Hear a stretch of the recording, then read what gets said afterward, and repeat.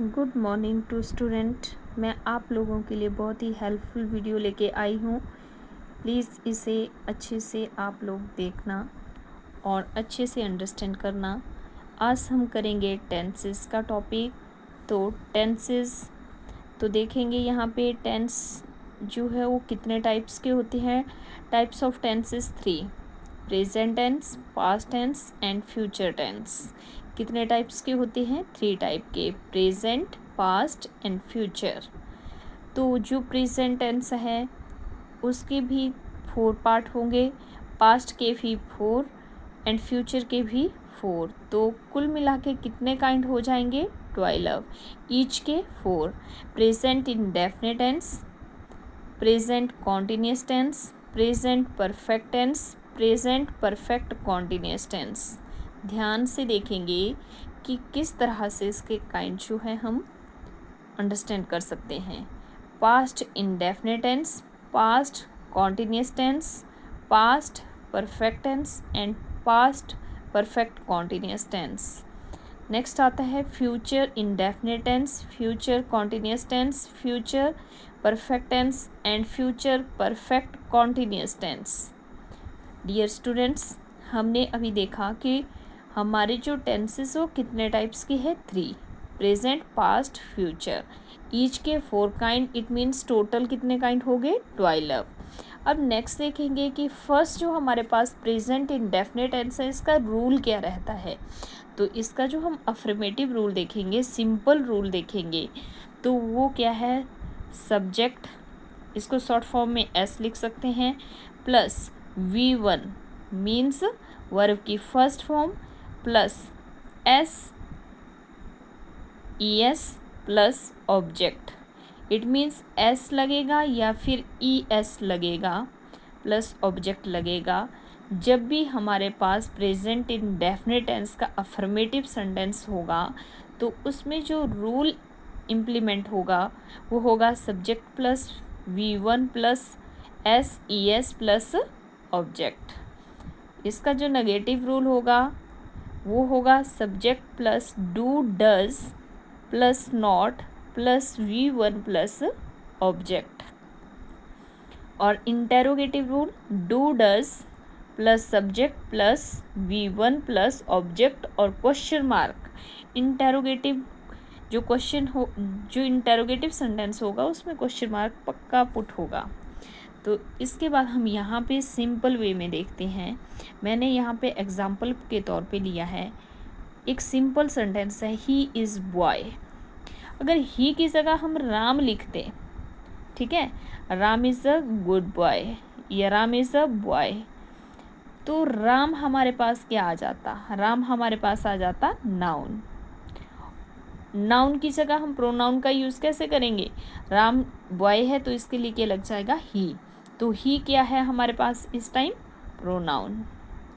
कई बार बच्चों को सेंटेंस दिया होता है स्मॉल क्लासेस में और फिर वहाँ पे किया होता है कि सर्कल द नाउन या अंडरलाइन द नाउन या प्रोनाउन।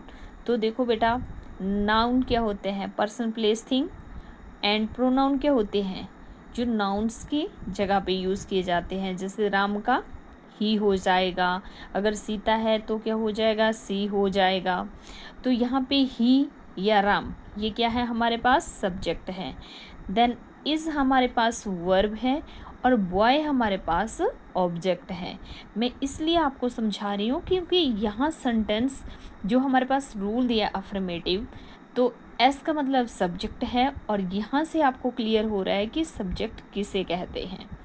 नेक्स्ट V1 मतलब आपके पास क्या आ गई? वर्ब की फर्स्ट फॉर्म। जैसे 3 फॉर्म ऑफ वर्ब हमने रीड की होती है, play, played, played, go, went, gone, cut, cut, cut, इस तरह से।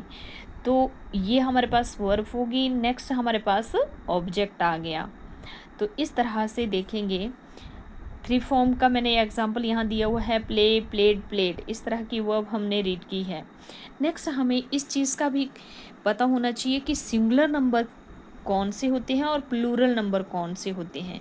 तो सिंगुलर नंबर जो है हमारे पास he, she, it, Ram, Rina, Sita, Gita, this, that, etcetera.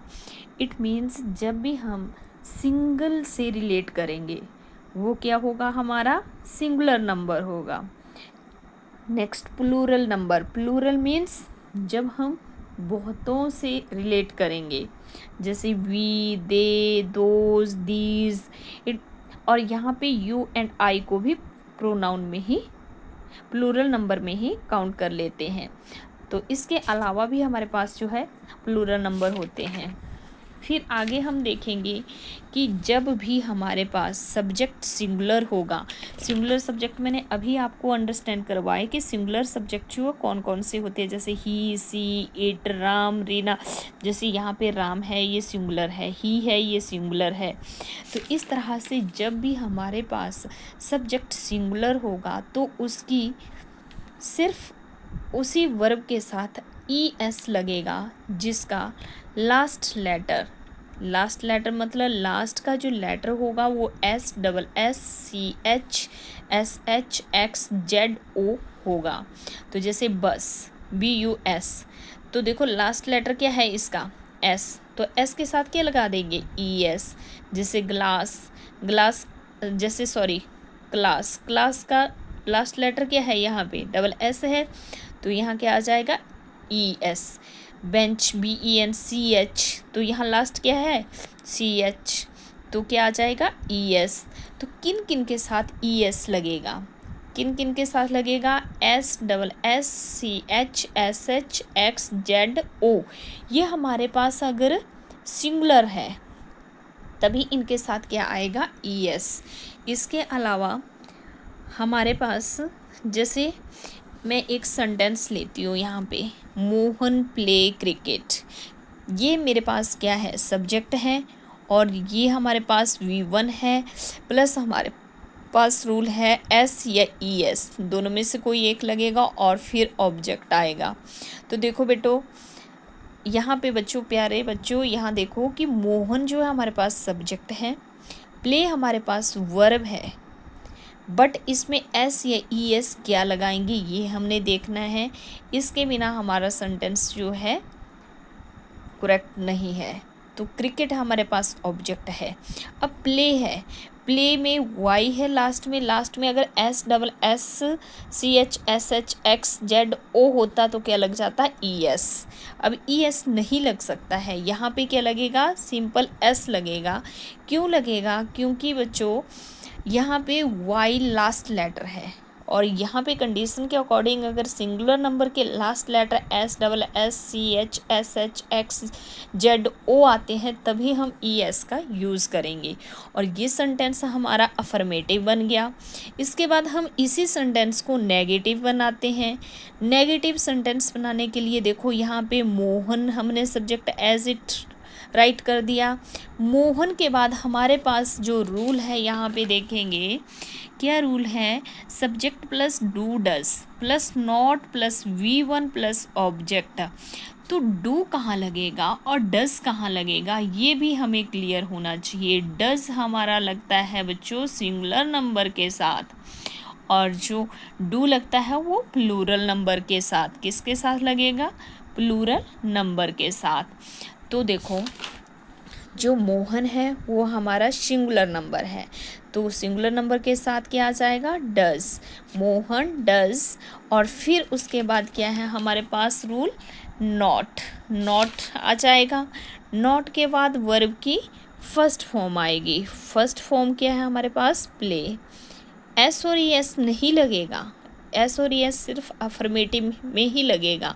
उसके बाद हमारे पास क्या आ जाएगा, ऑब्जेक्ट आ जाएगा। ऑब्जेक्ट क्या है हमारे पास, क्रिकेट। तो ये हमारे पास नेगेटिव सेंटेंस बन गया। नेगेटिव को हम नेगेटिव भी रीड कर सकते हैं। इसके बाद हमारे पास आ जाता है इंटरोगेटिव सेंटेंस। इसको भी अकॉर्डिंग टू रूल ही हम बनाएंगे। तो जो हमारा रूल है इंटरोगेटिव का वो क्या है, do does plus subject plus V1 plus object then question mark. तो यहाँ पे देखेंगे डू तो नहीं लगेगा क्योंकि ये हमारे पास सिंगुलर है, इसलिए हमारे पास यहाँ लगेगा डस। डस अब नॉट नहीं लगेगा क्योंकि इंटेरोगेटिव सेंटेंस में नॉट कहीं नहीं लगा है। डू या डस दोनों में से किसी एक का यूज़ करना था तो हमने लगा दिया डस। सिंगुलर नंबर के अकॉर्डिंग हमारा क्या लगा, डस। फिर उसके बाद क्या आता है हमारे पास, सब्जेक्ट। सब्जेक्ट क्या है हमारे पास, मोहन, तो हमने मोहन राइट किया। फिर उसके बाद क्या आता है, V1, V1 है हमारे पास प्ले, देन आएगा क्रिकेट और क्वेश्चन मार्क। तो इस तरह से हमारे पास सेंटेंस बनेंगे। आज हमने टेंस का first rule present indefinite tense यहाँ पे अंडरस्टैंड किया। तो प्यारे बच्चों, वीडियो को लाइक, शेयर, सब्सक्राइब करना ना भूलना। Thank you.